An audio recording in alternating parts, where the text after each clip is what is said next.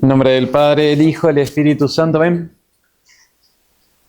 Dios te salve María, llena eres de gracia, el Señor es contigo. Bendita tú eres entre todas las mujeres y bendito es el fruto de tu vientre, Jesús. Santa María, Madre de Dios, ruega por nosotros, ahora y en la hora de nuestra muerte. Madre de la Divina Gracia, San José, San Pío X, en nombre del Padre, del Hijo, del Espíritu Santo. Amén. Muy bien. Henos aquí, queridos amigos, estudiando la Santa Misa. Habíamos comenzado el semestre pasado y terminamos el 3 de junio. Revisaba los apuntes últimos y después tuvimos una serie de charlas sobre el Sagrado Corazón de Jesús, que nos quedamos cortos en tiempo. Era para hablarlo más. Hicimos una pausa a propósito, además era el mes del Sagrado Corazón de Jesús. Venía bien entonces renovar nuestro fervor al corazón de nuestro Salvador. Y comenzando esta última etapa del año, volvemos entonces a nuestro libro. Estamos meditando la Santa Misa y la vida cristiana. Y propongo meternos directamente en la parte más importante de la misa, que es el canon. Eso es lo que vamos a estudiar. El canon o la parte principal de la Santa Misa. Yo confieso, me da mucha vergüenza, pero soy tan sinvergüenza después que llevo ya, no sé, un poco más de 25 años celebrando la misa. Hace unos 3 años venía diciendo, si estas oraciones las rezo todos los días y como que todavía no, qué sé yo, no entendés bien por qué esto, por qué lo otro, quién las escribió, por qué puso este término acá. Y me cayó en mano una visita ahí al Padre Pato, un libro de un alemán, Nitzar, algo así, lo escribe en el año 1950, antes del concilio. Es un poco del movimiento litúrgico, que después va a terminar en la Misa Nueva, ¿no? Bueno, dedica el libro al cardenal Frings. Frings era el cardenal de Colonia, bien modernista. Es uno de los primeros que sabotea el Concilio Vaticano II. De hecho, en la primera Asamblea General levanta la mano y hace un lío total. Le dedica el libro al cardenal. Entonces dije, Pero el tipo es bastante poeta y entonces logra captar algunas cosas que me sirvieron después de introducirme. Después me puse a leer varias cosas más, hasta que llega el libro que ya está. Non plus ultra, ya con esto está muy buen y muy sólido, muy seguro en doctrina. Bueno, oraciones entonces antiquísimas y sacratísimas. Si quiero resumir qué es el canon, como así, porque esta primera charla vamos a estudiar en general qué es el canon. Tengo que decir, siguiendo al padre Calderón, el término latino canon viene del griego y significa regla o ley. El canon de la misa es la regla o ley establecida por la Iglesia, según la cual debe celebrarse la Santa Misa. Entonces, la manera de celebrar la misa, eso es el canon. Oraciones y ritos. Bueno, eso es lo que vamos a estudiar. Tenemos mucho por delante porque vamos a ser como muy minuciosos, no es la palabra, pero sí no vamos a pasar rápido por cada oración del canon. Vamos a intentar entender por qué esta palabra, por qué esta ubicación de la oración está buenísimo. Tenemos una introducción entonces al canon en dos clases, esta y la siguiente. Después el prefacio y el teigitur, que, bueno, en los misales, en la página, el misal este que publicó la Fraternidad, página 836 y 837, está así como en una visión rápida de conjunto toda la misa, la división de la Santa Misa. Entonces, página 836, nosotros vamos a estudiar a partir del número 20, el prefacio, el Sanctus, el Teigitur, o el número 22 que dice las oraciones anteriores a la consagración, súplica por toda la iglesia militante. Cuando lleguemos ahí, nos detenemos tranquilísimos. ¿Por qué rezamos por el Papa? ¿Por qué rezamos por los obispos? ¿Por qué rezamos por aquellos que han ofrecido este sacrificio? No sé. Hoy la misa fue por las señoras del grupo Santa Marta, que hacen los postres para las hermanas y para los sacerdotes. Es un grupo de señoras que...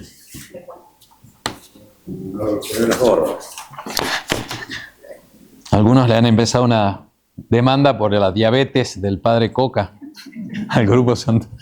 Están estudiando la demanda en este momento nuestros abogados. Y de hecho uno en el canon dice así con nombre y apellido, más o menos, ¿no? A veces medio general. Pero ¿por qué se está ofreciendo esa Santa Misa? ¿Quiénes son aquellos que han ayudado, ofrecido el sacrificio? Está muy bueno. Después la iglesia triunfante. El comunicante, se memoriam, venerantes, imprimes, gloriosos, semper virgine Matris María. Y ya, wow. Porque es la unión con el cuerpo místico que está en el cielo, la iglesia triunfante, y en primer lugar de la Santísima Virgen María. No me digan si no es espectacular eso. Ya comenzar así. Si nos tenemos que unir al cielo, primero de la Virgen María. Lo que pasa que esta oración, el comunicantes, va a ser redactada ahí nomás del concilio, muy cerquita, antes del concilio de Éfeso, 431, que declara a la Santísima Virgen María Madre de Dios. Y por eso lo decimos explícitamente. ¿No se dan cuenta lo espectacular que es rezar con esa tradición, con ese respaldo, backup? Es impresionante. Es precioso el canon. Después vendrá lo que es propiamente una serie de 2 o 3 charlas sobre la consagración. Y ahí nos vamos a meter en unas páginas que nos hemos salteado del libro del Padre Calderón, que son muy teológicas y difíciles de leer. El capítulo es sobre la misa, la segunda parte, la Santa Misa en sí misma, cuando habla como sacrificio de la iglesia. Lo vamos a ver hoy medio rápido, pero es muy profundo. Porque en la misa hay un sacrificio, que es el mismo sacrificio de la cruz, pero no es el mismo, ¿cómo decir? El colorario con el cual termina el Padre dice, si bien la misa que hoy celebro es el mismo sacrificio de la cruz, la misa que mañana celebraré no es la misma misa que la de hoy.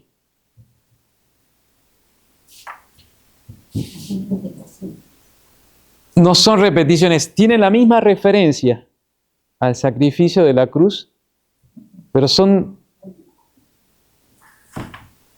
Ay, lo estoy diciendo, no sé si lo entiendo. Pero lo dice el Padre. Entonces después vamos a llegar a ese punto porque es muy difícil, muy teológico, pero es profundísimo, es bellísimo. Eso cuando nos metamos de lleno ya en el rito de la consagración, ya lo que es cuando suenan las campanitas, por decir así. Y después diremos las últimas oraciones, serán las últimas charlas del canon, con el Ostiam Puram, Ostiam Santam, Ostiam Immaculatam. Muy importante esa oración. Y el ángel que lo lleva al cielo, ¿no? Es otra de las oraciones. No sé si los que lo han rezado mucho van diciendo, está haciendo referencia a esto. También después de la consagración se reza por la iglesia purgante, por las almas que están en el purgatorio. Y termina con la oración por los ministros, los sacerdotes, que piden tener un lugar en el cielo con todos los santos. Y finalmente la doxología. Bueno, esa van a ser una serie de 12 charlas más o menos, que es el curso sobre el canon romano, el canon de la misa. Bueno, el título de la charla de hoy es El canon de la misa, introducción punto 1. O sea, son 2 charlas, esta es la introducción 1. Ese es el título de la charla de hoy. Está subdividida en 3 partes la charla. El canon en el libro estudiado. Entonces un poco voy a hacer un repaso, nos va a servir para hacer un faire un point, dicen los franceses. Hacer un punto, hacer un repaso. Hay otra manera de decirlo. Bueno. Segunda parte de la charla de hoy es el mandato de Jesús, el hoc facite. Entonces, nuestro Señor les manda a los apóstoles a hacer esto. Es la misa. Y cómo los apóstoles reciben el mandamiento de nuestro Señor y se preguntan cómo hacer la misa. Ese mandato del Señor. Hagan esto. Bueno, ¿cómo lo organizamos? Vamos a ver las diferentes o diversas liturgias católicas. Rapidito, no es un curso de las distintas maneras de celebrar la Santa Misa. Lo voy a hacer medio rápido. Y el último punto es el canon y su lugar en la celebración de la misa. Ya como que no vamos a meternos más en el misal. Bien. Entonces hacemos el repaso de lo que hemos estudiado e insertamos el estudio del canon en el libro que estamos meditando. Me han dicho las señoras de la librería que se han vendido mucho de este libro, está muy bueno.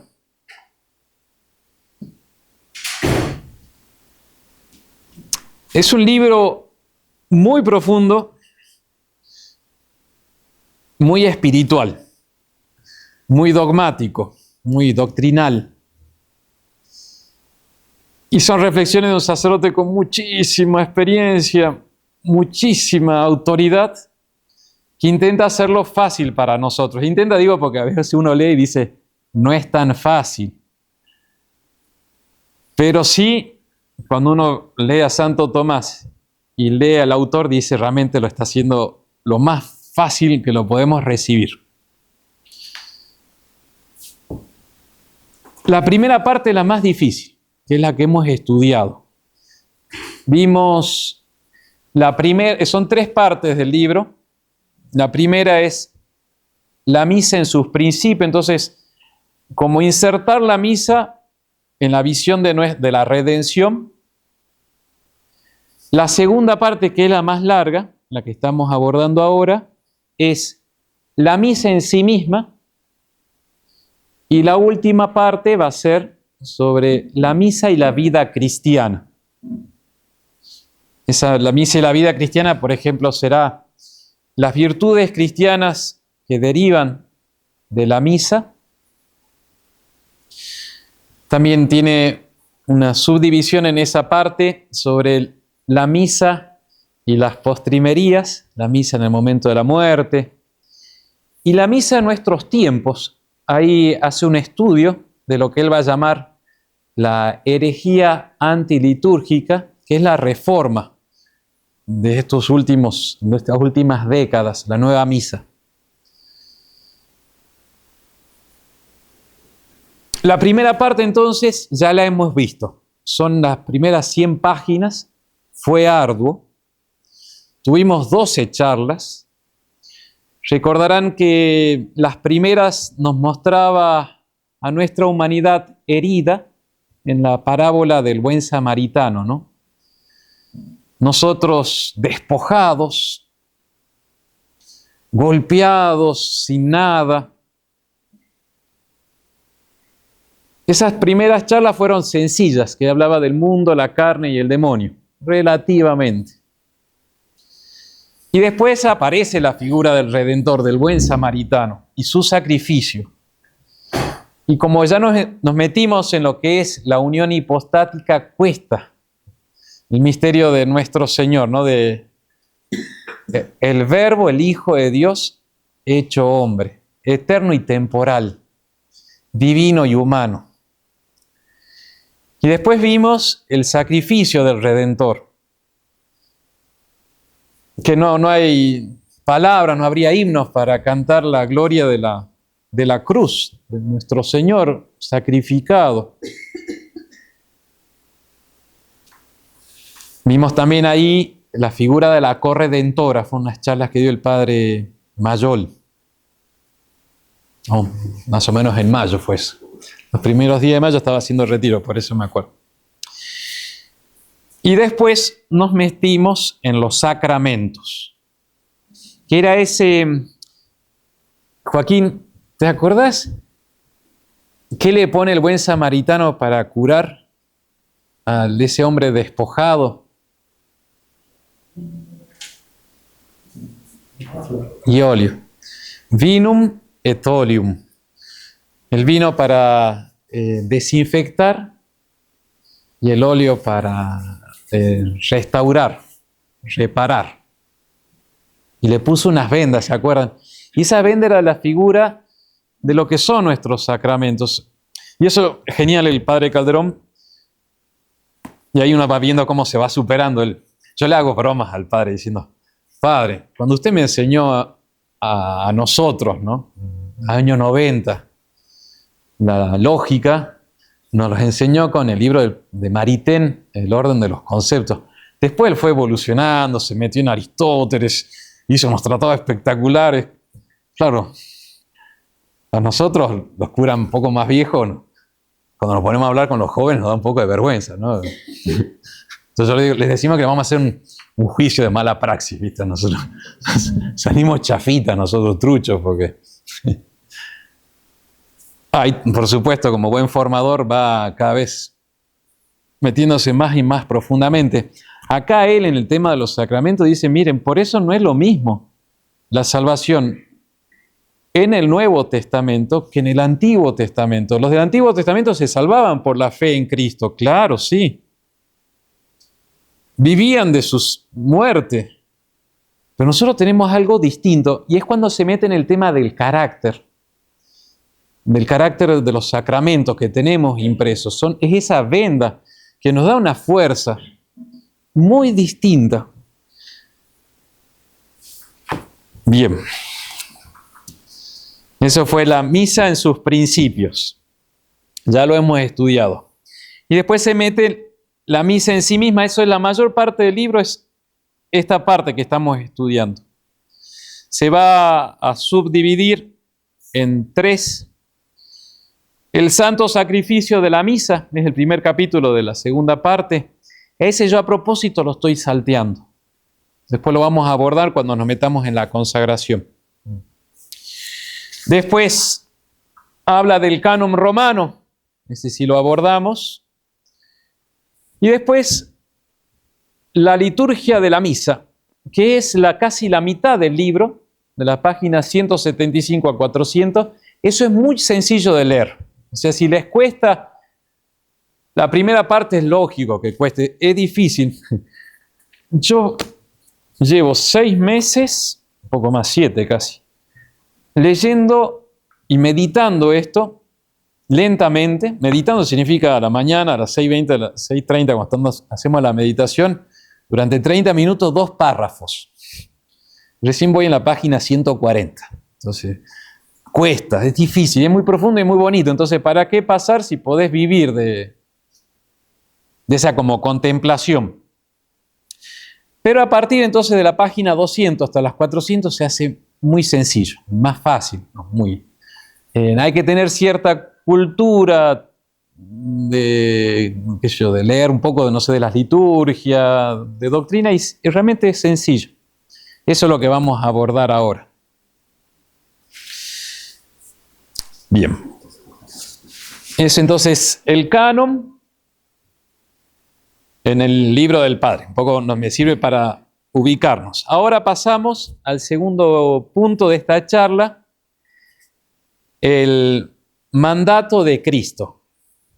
El hoc facite, en latín significa haced esto. O sea, la misa viene de ese mandato de Cristo que les dice a sus apóstoles, hagan esto. Hoc facite. En latín, haced esto.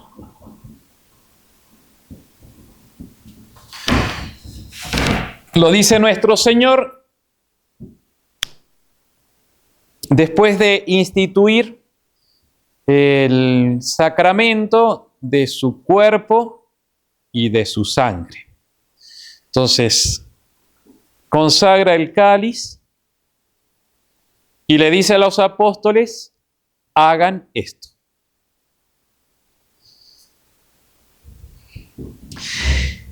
Es verdad que nuestro Señor ya había anticipado a sus apóstoles que iba a dar de comer su propia carne. La multiplicación de los panes es ya un milagro que empieza con una divina pedagogía a preparar las almas de sus apóstoles y de sus discípulos, que nuestro Señor va a alimentar a multitudes. Después de la multiplicación de panes que refiere San Juan en el capítulo 6 de su Evangelio, cuenta cómo nuestro Señor vuelve a la sinagoga de Cafarnaúm y se le reúnen los judíos y nuestro Señor les llama la atención diciéndole, ustedes están aquí porque yo les doy de comer. Vienen como muy carnalmente a buscarme porque les doy de comer. Pero yo tengo un pan que ustedes no se imaginan, que si lo comen no van a morir. Es un pan, no es como el maná que comieron vuestros padres, que comieron y murieron. Este pan es bajado del cielo. Y el pan que yo les voy a dar es mi propia carne. Es mi carne que yo doy para vida del mundo. Y el que coma de este pan bonará en mí y yo en él. El pan que yo daré es mi propia carne. Mi carne es verdadera comida. Mi sangre es verdadera bebida.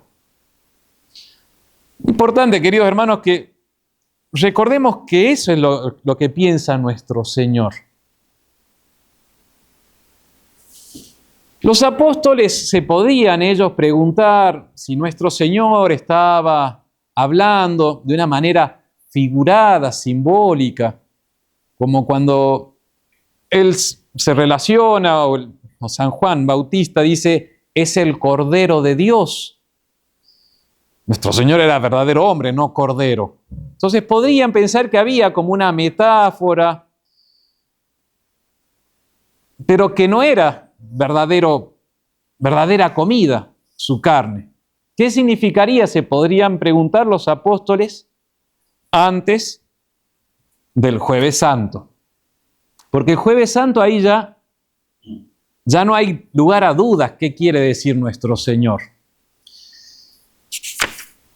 El relato del Jueves Santo, es decir, de la última cena, nos es traída por los tres evangelistas cuyos evangelios son llamados los sinópticos. Ya lo vimos acá, ¿no? Lucas. Lo dijiste muy seguro.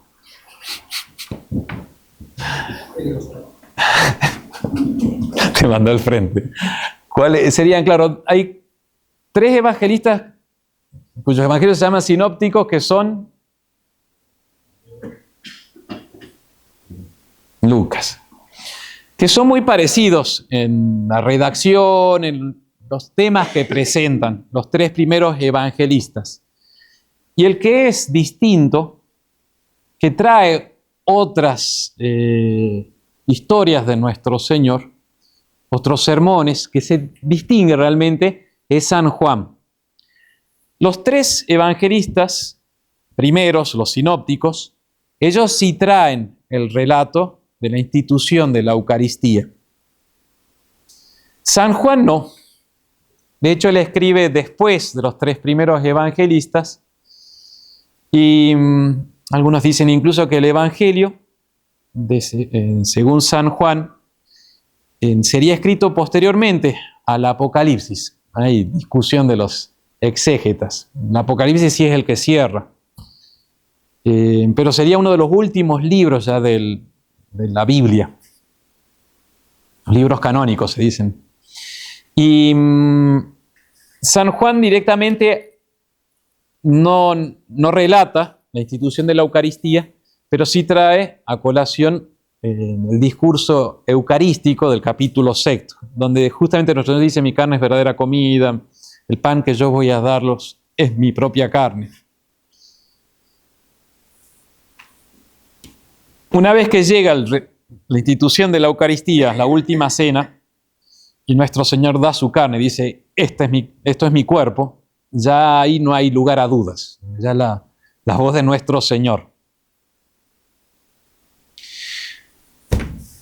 Hay otro apóstol que va a describir la institución de la Eucaristía. Otro libro canónico. San Pablo. Muy bien. Esa la sabe directamente de nuestro Señor. Digo Pablo, no es Ezequiel, ¿no?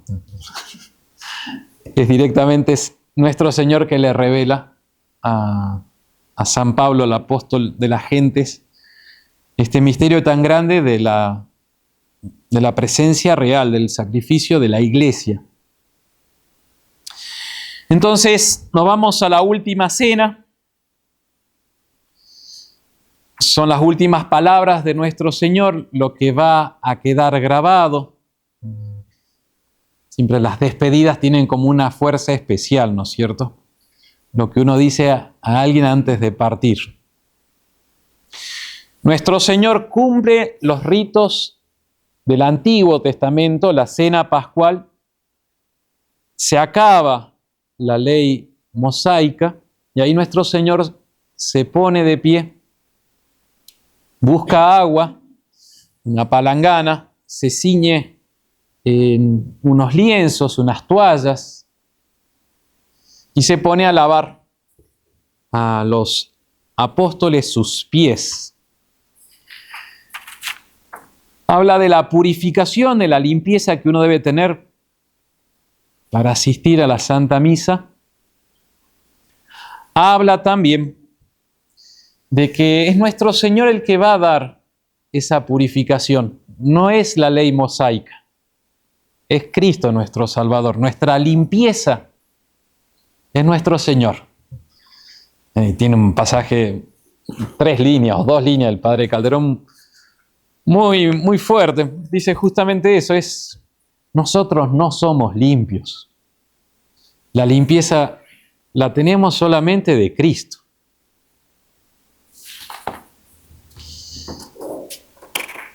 Hasta que nuestro Señor entonces toma el pan, lo bendice y lo da diciendo a sus discípulos, este es mi cuerpo. Lo vamos a ver, pero ahí está la fuerza de nuestra misa. Muy importante saber que tenemos ese contacto directo con nuestro Salvador.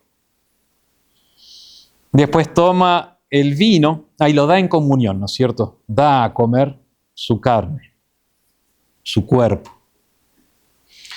Imagínense para los apóstoles la sorpresa y el cierto gozo de saberse tan unidos a Cristo que está dentro tuyo. Lo tenían al lado, pero comían su cuerpo. Después toma el vino y dice, esto es el cáliz de mi sangre. Mi sangre derramada. Sangre separada del cuerpo. Ahí está la inmolación. Está el sacrificio. Está la cruz. Se lo da a beber a los apóstoles y les da ese mandamiento. Miren, esto no tiene que morir acá. Esto hay que seguir haciéndolo. Hoc facite, irmeam commemorationem. Haced esto.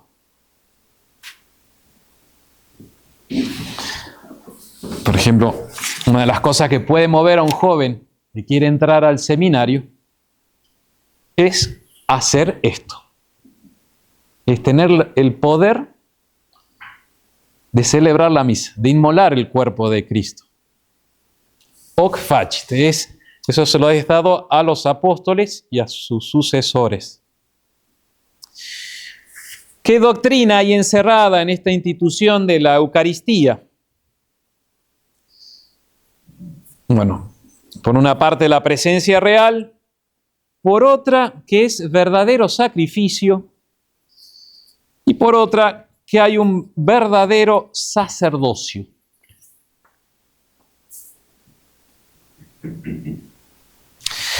Entonces, en primer lugar, que hay la presencia real. De la institución de la Eucaristía sabemos que eso que tiene apariencia de pan es el cuerpo de nuestro Señor. Nuestro Señor dice, esto es mi cuerpo y punto. O sea, ya no hay interpretación simbólica, figurada, un mero reflejo, algo que me enseña. Dijo, este es mi cuerpo.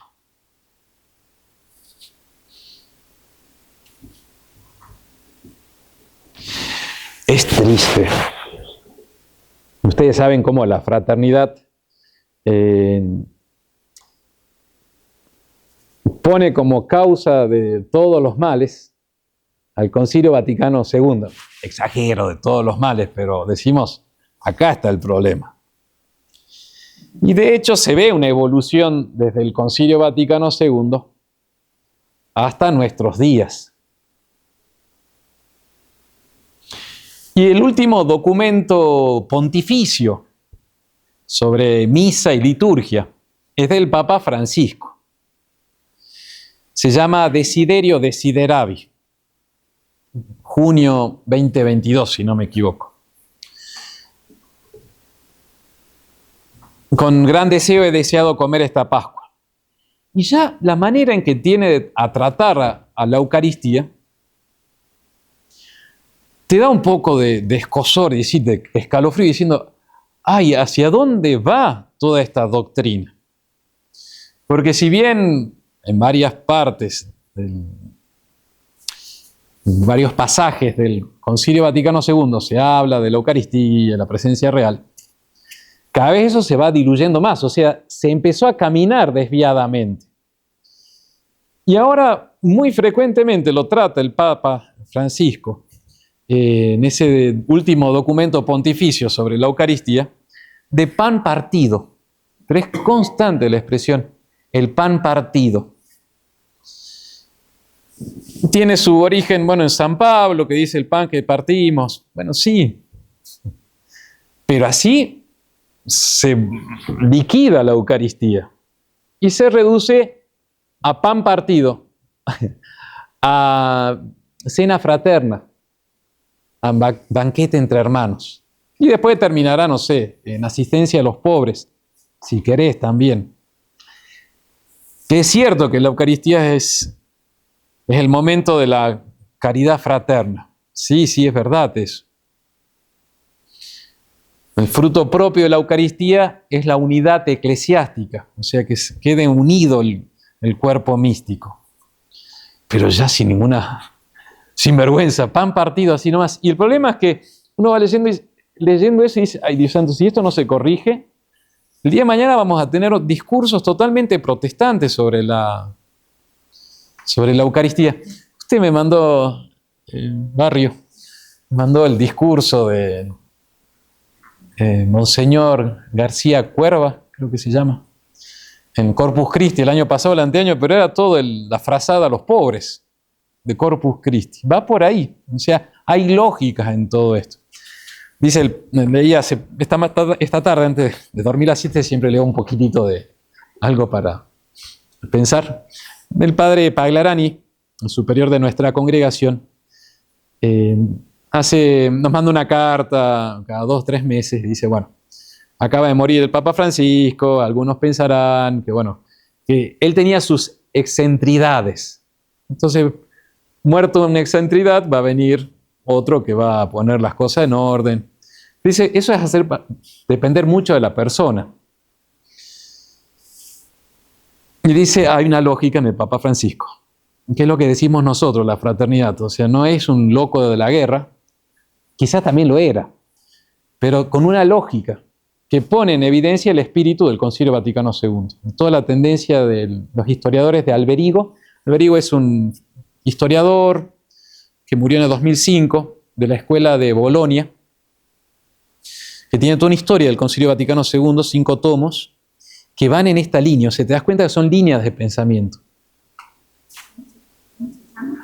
Giuseppe Alberigo, con B grande y sin H. Está muy bueno el libro.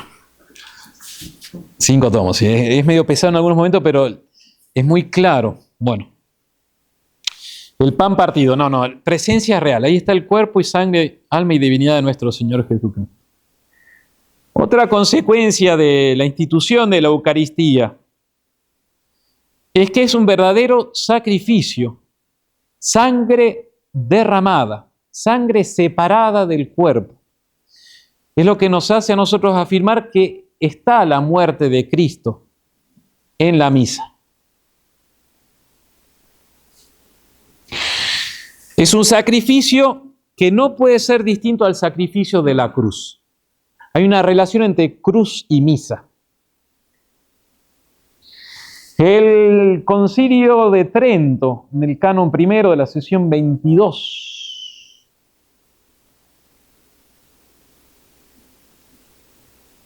decía, si alguno dijere que en el sacrificio de la misa no se ofrece a Dios un verdadero y propio sacrificio, sea anatema. Típica expresión para señalar un error. Si alguno dijera entonces que en la misa no se ofrece un verdadero sacrificio, ese sea anatema, o sea, ese es excomulgado. Con esto quiero enseñar el Concilio de Trento. En la misa se ofrece un verdadero sacrificio. Nosotros vivimos de ese sacrificio.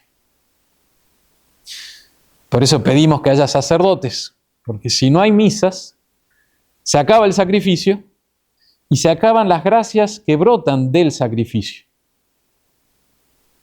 Incluso dice el Concilio de Trento, si alguno dijere que el sacrificio de la misa no es otra cosa que dársenos a comer Cristo. O sea, ya comiendo Cristo ya está. No, es más que se nos da de comer, es sacrificio.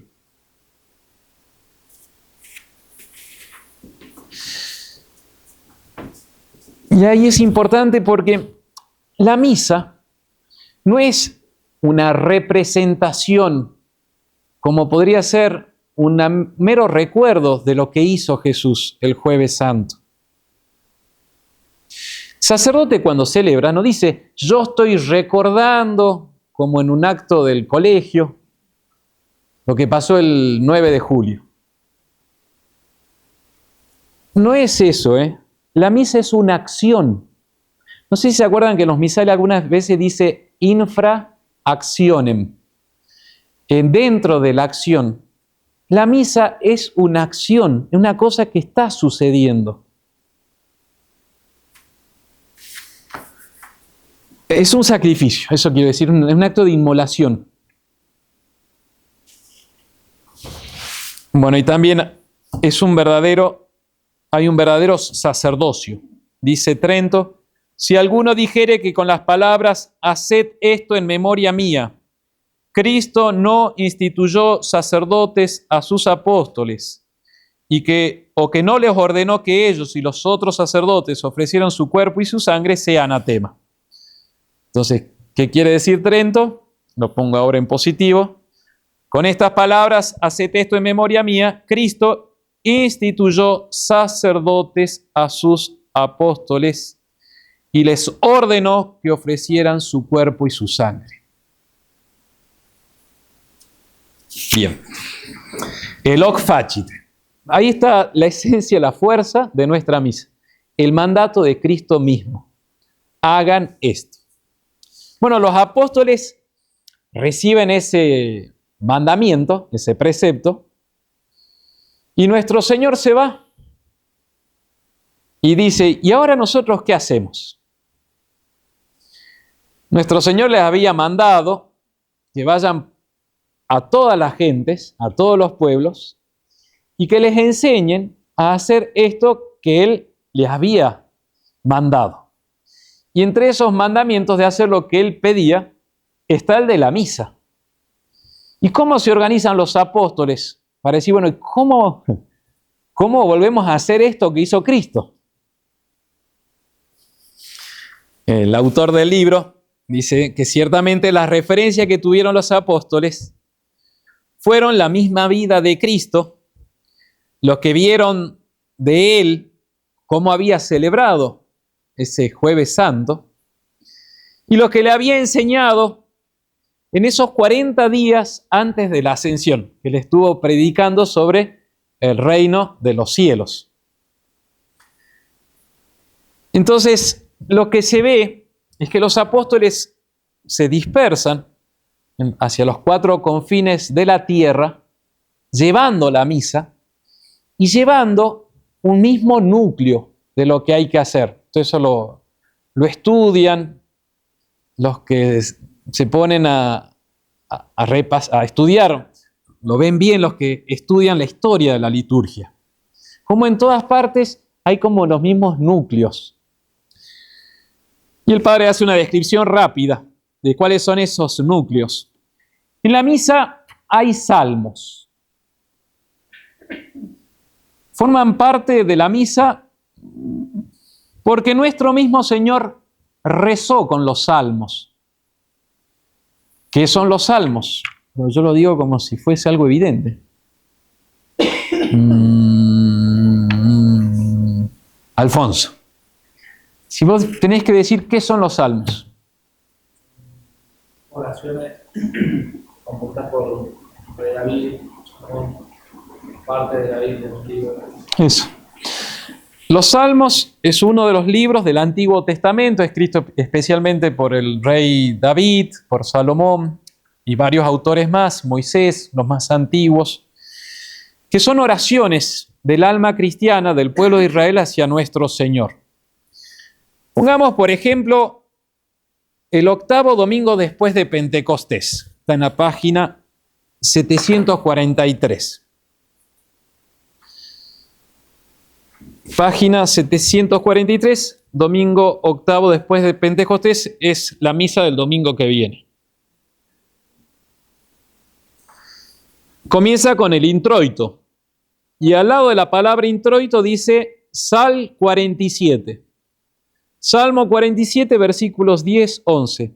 Hemos recibido, Dios, tu misericordia en medio de tu pueblo. Como tu nombre, oh Dios, así te gloria, tu gloria llega hasta los confines de la tierra. Bien. Entonces, la misa está llena de salmos. Párrafos, si quieren, cortitos, pero tiene salmos por todas partes. Esta parte en general se canta, en la misa cantada. Después de la epístola, la página siguiente está el gradual y el aleluya. También Salmo 30, Salmo 47. Después del evangelio está el ofertorio, Salmo 17. La comunión después, Salmo 33. Entonces, las misas están compuestas por salmos como oración, porque nuestro mismo Señor rezó los salmos. Cuando, como dice San Pablo, se encarna y en el mismo seno materno le dice: he aquí, Señor, que vengo a hacer tu voluntad, citando el Salmo 39. Y estando en la cruz, va a cantar el Salmo 21 y 40, si no me equivoco. Dios mío, ¿por qué me has abandonado? La vida de Cristo era un rezar con los salmos. Y eso la liturgia lo va a guardar en la Santa Misa. También, haciendo como un repaso de cómo van haciendo la misa, las misas apostólicas de los apóstoles, también había una cena fraterna, el ágape, pero que después, a medida que se fue enfriando la caridad apostólica, esas reuniones de comidas, ágape eran esas cenas fraternas, empezaron a corromperse, degenerarse y terminaron en discordias. De hecho, San Pablo, cuando habla de la misa, capítulo 11 de 1 Corintios, está magnífico, tiene que corregir de que comían de más, se emborrachaban, unos se comían, no sé, cosas muy ricas y los otros se morían de hambre. Entonces van a tener que corregir eso. Pero en la antigüedad se hacía junto a un banquete fraterno. Ese es el café de la cooperadora al final de la...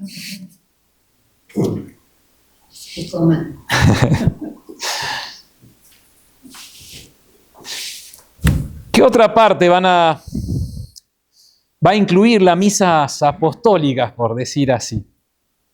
La instrucción.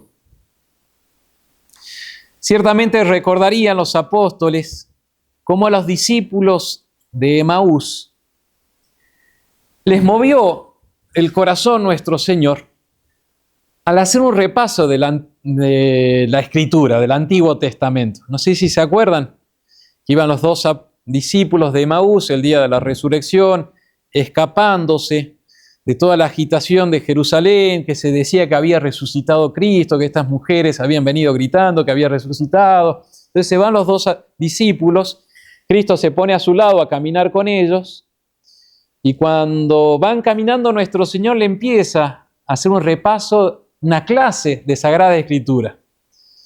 Y fíjense cómo ya estaba profetizado, Dios había dicho esto, y eso les movió el corazón. Entonces en la misa también se va a incluir una parte de instrucción que te ayuda, te prepara al sacrificio. ¿Qué otra cosa va a formar parte de esas misas apostólicas? Va a ser la parte más sagrada, la acción sagrada. Vuelvo a insistir, es una acción sagrada. No es el recuerdo seco y vacío, teatral. Hay una acción en la misa. La base de la acción de la misa, de la actio, es la oración sacerdotal. Lo señala el padre Calderón, también ahí da bastante luz. Ciertamente ha leído y estudiado mucho para resumirlo así. Y cuando uno lee estos autores, que te lo resumen, dice, claro, pues. En la última cena, nuestro Señor concluye su discurso, el sermón, con la oración sacerdotal, el capítulo 17 de San Juan. Preciosísimo. Así habló Jesús. Después, levantando sus ojos al cielo, dijo, Padre, la hora es llegada.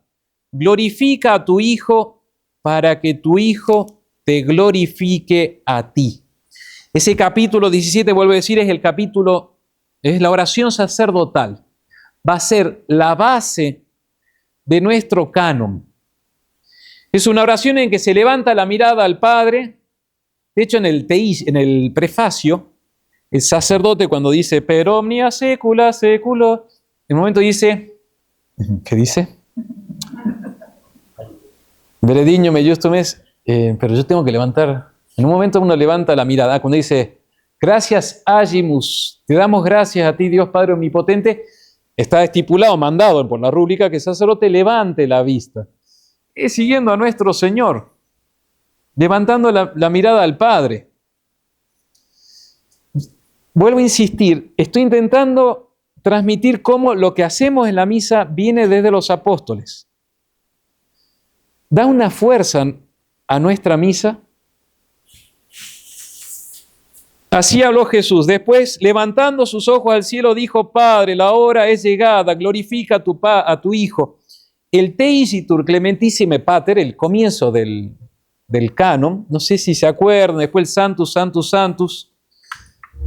El sacerdote hace este movimiento levantando los ojos y se inclina profundamente y le dice a nuestro Señor, Clementísimo Padre. Uno lo dice con una devoción, porque te das cuenta que sos indigno, pero estás ante un Padre que es clemente, clementísimo. Miren con qué dulzura, podríamos decir así, trata la liturgia a nuestro Señor. Levantando sus ojos, dijo, a ti, Padre. ¿Y qué va a hacer en esa última cena, en esta oración sacerdotal?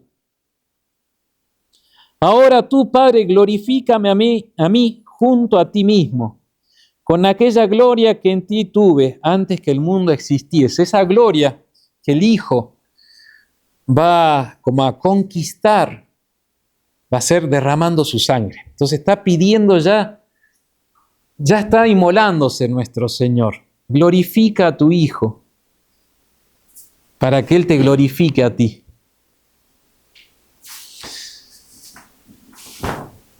Y después nuestro Señor dice en esta oración sacerdotal, por ellos ruego, por sus apóstoles. Yo he manifestado tu nombre a los hombres que me diste. Eran tuyos y tú me lo diste.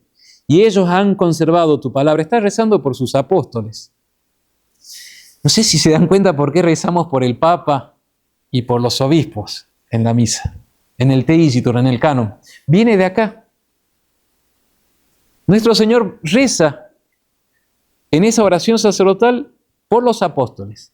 Y después va a rezar por todos aquellos que creen gracias a sus apóstoles.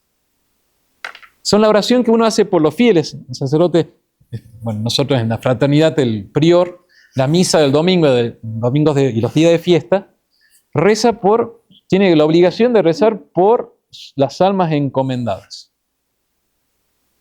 Estamos siguiendo la oración sacerdotal del capítulo 17 de San Juan. No ruego solo por ellos, sino también por aquellos que mediante la palabra de ellos crean en mí, a fin de que todos sean uno, como tú, Padre, en mí y yo en ti. Eso está buenísimo también. No sé si se acuerdan que en la misa, en el Teisitur, o bueno, más bien en la oración por el Papa, se pide que la Iglesia que esté unificada, adunare, dice el término latino. Porque si la Iglesia no es una, se rompe en pedazos. Eso después lo vamos a ver. Pero nosotros como pastores de ustedes, no sé si se dan cuenta que muchas veces intentamos como, bueno, no es para tanto. A veces se quejan ustedes diciendo, no, el padre es pacifista. Es que si la comunidad está en la oración sacerdotal de nuestro Señor, o sea, en esto no es que es pacifista, nuestro Señor está pidiendo la paz. Y en el canon y en la liturgia es constante la oración pidiendo la unidad. Porque si algo se rompe, si se rompe el rigor de la disciplina, va a decir Santo Tomás, comentando un pasaje similar a esto, se destruye todo. Por eso también en un colegio, estoy preparando ya el próximo dominguito, ¿no? el boletín de... Si en una institución educativa se rompe la disciplina y empieza cada uno con su opinión, ¿no? No, yo, esto, lo otro. ¡Chau! Bueno, son consecuencias de la oración sacerdotal de nuestro Señor. Que nuestro Señor va a pedir constantemente, léalo capítulo 17 de San Juan, pide constantemente la unidad. Y por eso la misa, el canon, pide la unidad de la Iglesia. Es recontra profundo. Toda la doctrina católica es tan llena de consistencia, de fortaleza. Y después nuestro Señor, dice, guárdalos para que sean uno como nosotros somos uno. Y después dice, ¿dónde está eso? Y por ello me santifico yo mismo. Por ellos me santifico yo mismo para que también ellos sean santificados en la verdad. Por ellos yo me santifico. Santificar significa sacar del uso profano y hacerlo para Dios. Es la consagración. Consagrar es sacar del uso profano y hacerlo solo para Dios. La consagración de Cristo va a ser realizada especialmente, por decirlo así, la consagración de Cristo va a llegar a su culmen en su muerte. Es el momento central de la misa. La consagración. De hecho, si uno lo mide en minutos, nosotros deberíamos celebrar la misa en 30 minutos, aprox. A veces un poco más rápido. Léase Padre Fontaine, Padre Coca. Ya lo sé, porque lo escucha usted diciendo. Otro un poco más lento, no demos nombre. Pero en general tenemos los 30 minutos, eso porque nos manda la congregación. Más o menos, no es un reloj. Pero más o menos la consagración está en el minuto 15. Si lo ven, está justo en el medio. Ahí está todo. Es el día. El momento de la doble consagración. Vamos a llegar que es De hecho, deberíamos vivir para la Santa Misa, el cristiano. O de la Santa Misa. Bueno, entonces, la oración sacerdotal... termino con la oración sacerdotal. Porque nuestro Señor pide también por las almas del purgatorio. No lo dice así, por supuesto, pero habla así para que todos estén en el cielo. Padre, aquellos que tú me diste, quiero que estén conmigo en donde yo esté.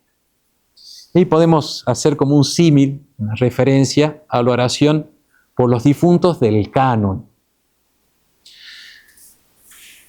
Más o menos los que rezan la misa con el librito me han seguido, ¿no es cierto? ¿Cómo está el canon en esa oración sacerdotal?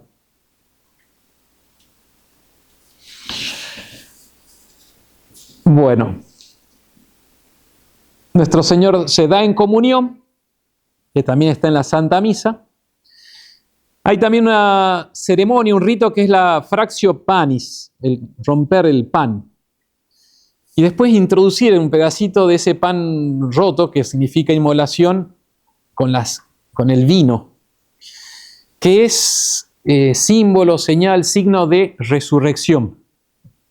Y por eso después de la fracción del pan, que está en la liturgia, en las diversas liturgias católicas, después del romper el pan y poner el pedacito, que significa resurrección, está el saludo de la paz, cuando nuestro Señor, después de la resurrección, se presenta a sus apóstoles y le dice: la paz sea con vosotros.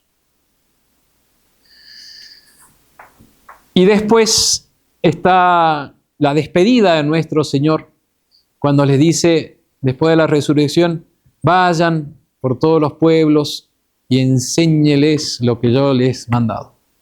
Y ese id a todas las gentes, es el ite missa est. Y así termina la misa, es como la resurrección de nuestro Señor. Y da la bendición, porque nuestro Señor los bendice ascendiendo.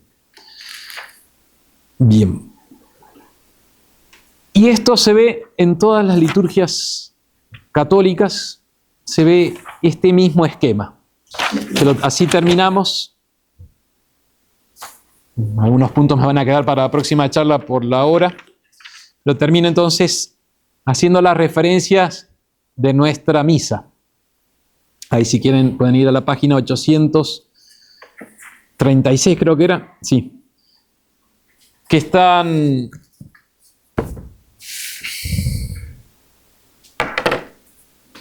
el resumen de toda la misa con distintos puntos. La preparación, que va a la señal de la cruz, el Salmo 42, rezamos con los salmos, la confesión pública, el confiteor. Después viene el introito, número 5, el Kyrie eleison, el Gloria in excelsis, la colecta. Hasta ahí, hasta el número 8, es la oración. La primera parte de la misa es rezar. Después del número 9, que es la epístola, gradual evangelio y credo, es la instrucción, que incluye el sermón.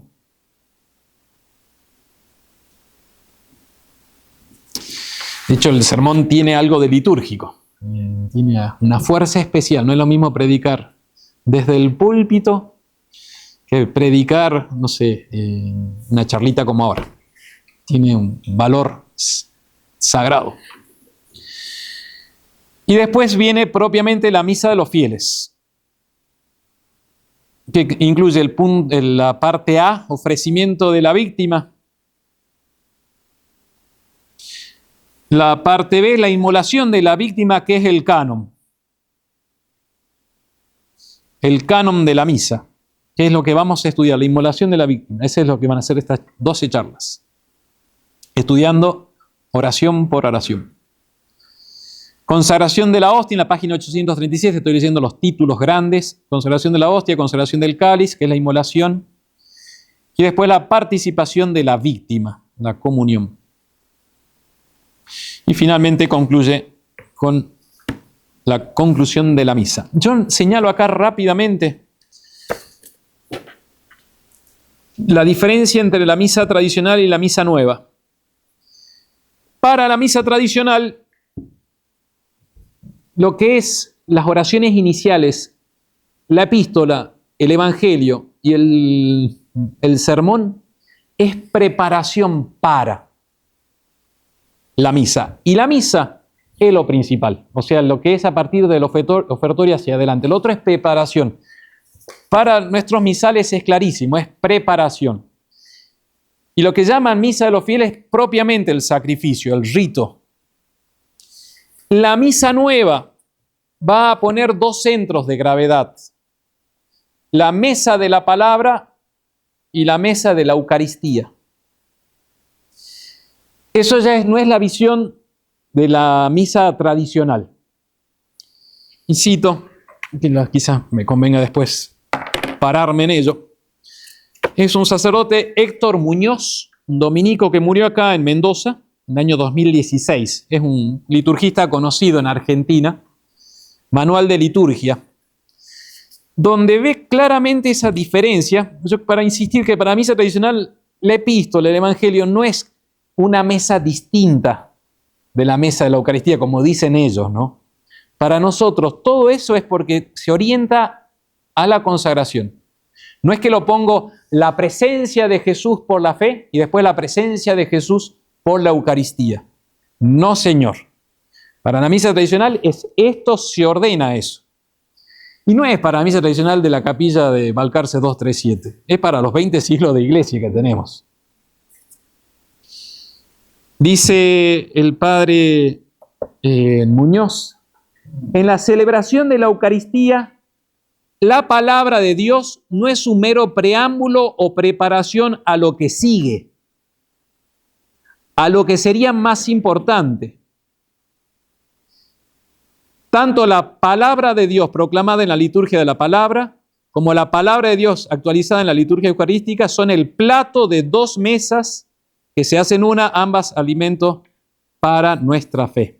Yo quiero distinguir justamente que en la misa tradicional no existe esa doble mesa, esa doble liturgia de la palabra y de la Eucaristía. Es una sola liturgia, está unificado. Y todo lo anterior es para lo otro, para la Eucaristía, para la consagración. Bien, la próxima charla vamos a ver la formación del canon, la división del canon y la belleza del canon. Bien, terminamos.